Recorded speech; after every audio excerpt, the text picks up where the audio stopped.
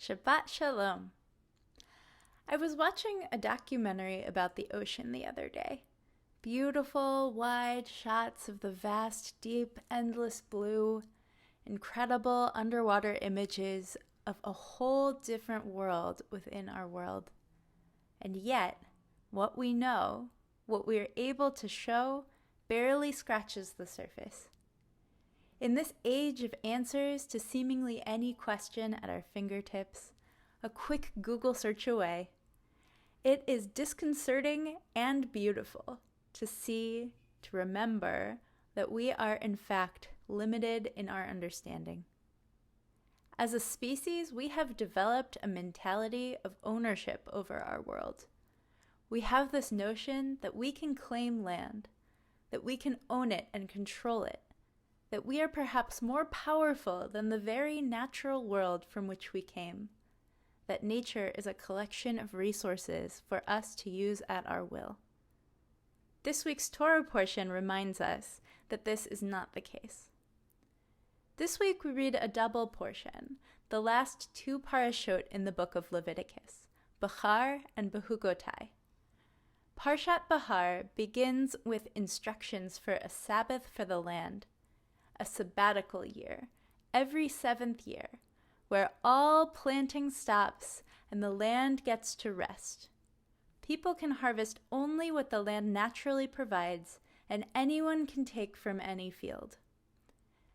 After 7 of these sabbatical years, on the 50th year, there is an even bigger rest, a Jubilee year, when debts are canceled, slaves are set free, and the society resets.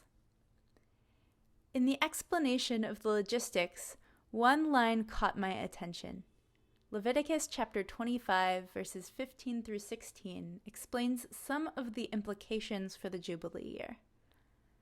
In buying from your neighbor, you shall deduct only for the number of years since the Jubilee, and in selling to you, he shall charge you only for the remaining crop years. The more such years, the higher the price you pay.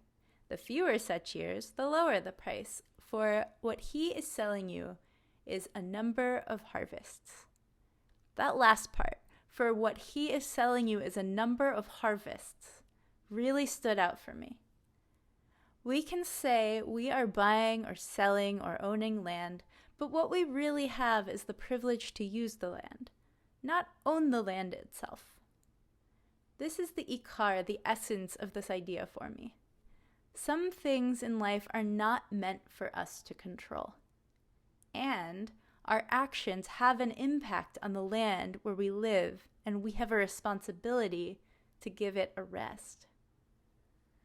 It is easy to think of our individual choices, that our individual choices aren't significant in hurting or helping the world. But in fact, they are the only thing that can. While we may not be able to take a sabbatical year every 7 years like it says in the Torah, maybe we can take inspiration to think about how our choices align with our values, little by little, every day. It is hard to accept both our lack of control and our responsibility for our impact on the world. When we finish a book of Torah, as we did this week, we say the words chazak, chazak, v'nit chazek.